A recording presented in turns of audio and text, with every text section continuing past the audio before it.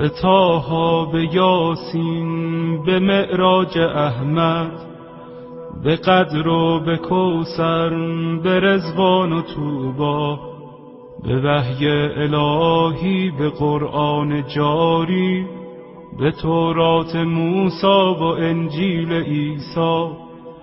بسی پادشاهی کنم در گدایی، چو باشم گدای گدایان زهرا. چه شبها که زهرا دعا کرده تا ما همه شیعه گردیم و بیتاب مولا. غلامی این خانواده دلیل و مراد خدا بوده از خلقت ما. مسیرت مشخص، امیرت مشخص، مکن دل ای دل، بزن دل به دریا. که دنیا به خسران عقبی نیرزد، به دوریز اولاد زهرا نیرزد. و این زندگانی فانی، جوانی، خوشیهای امروز و اینجا، به افسوس بسیار فردا نیرزد.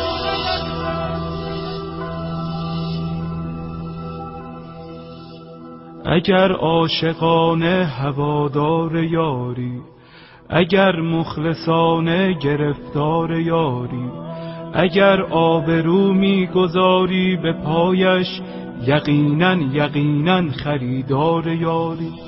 بگو چند جمعه گذشتی ز خوابت، چه اندازه در ندبه ها زاریاری.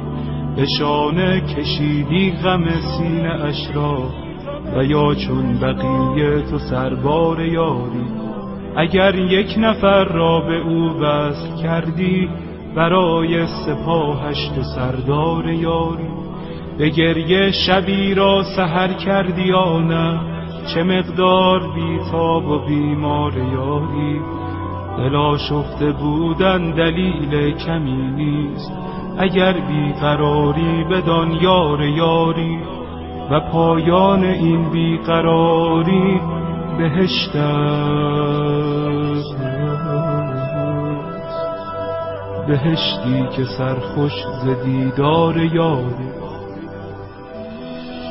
نسیم کرامت وزیدن گرفته، و باران رحمت چکیدن گرفته.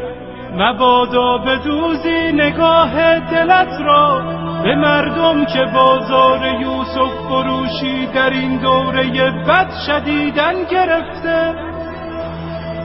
خدایا به روی درخشان مهدی، به زلف سیاه و پریشان مهدی، به قلب رؤوفش که دریای داغ است، به چشمان از غصه گریان مهدی، به لبهای گرم علی یا علیش، به ذکر حسین و حسن جان مهدی، به دست کریم و نگاه رحیمش، به چشم امید فقیران مهدی، به حال نیاز و قنوت نمازش، به سبحان سبحان سبحان مهدی، به برق نگاه و به خال سیاهش، به عطر ملیح گریبان مهدی، به حج جمیلش، به جاه جلیلش، به صوت حجازی قرآن مهدی، به صبح عراق و شبانگاه شامش، به آهنگ سمت خراسان مهدی،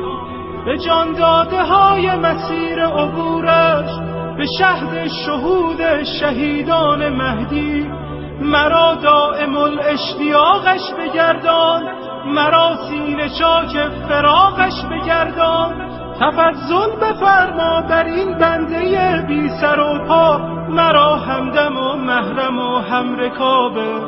سفرهای سوی خراسان و شام و عراقش بگردان. یا مهدی،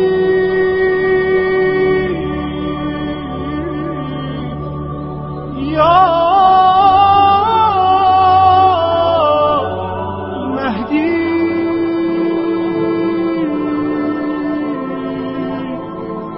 مددی